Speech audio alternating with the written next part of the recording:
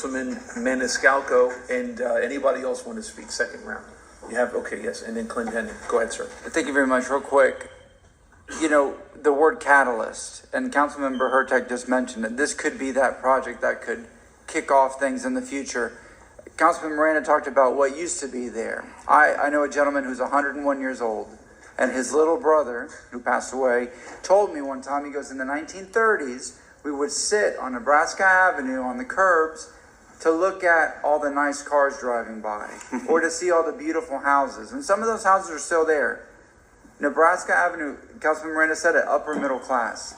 The rich people were there. You know, why they call places the Heights? Because it was a nice place to live, like Tampa Heights, Seminole Heights. And there's a whole story behind that if people don't know. But I have known my whole life Nebraska Avenue as not as a joke, but it's, the prostitution. There's drug dealing. There's crime. Burrell Park was mentioned. I have a friend that lives right around the corner, and it's constant. Can you help me with this? You know, but people are leaving here. Complaint after complaint. I've reached out to the chief of police, to Chief Bennett, on and on and on. Nebraska Avenue needs help. You know, and I even like the name of this project, you know, Ybor. And to quote Godfather 2, you know, you took the name of this town when the guy says Corleone, right?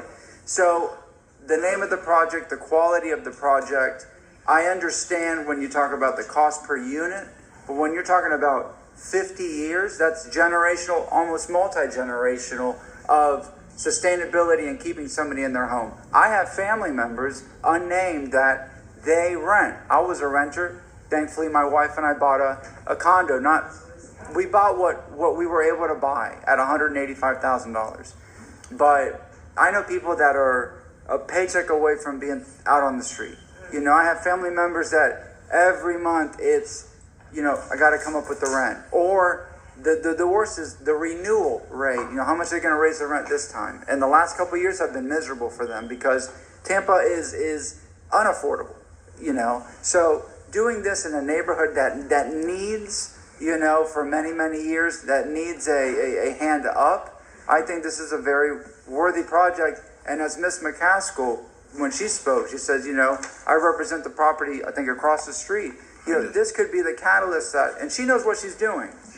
This could be that project that really reignites Nebraska Avenue. So I'm going to support it. I appreciate it. And I understand the Conservative Council, but I'm a yes vote today. Thank you. Thank you very much.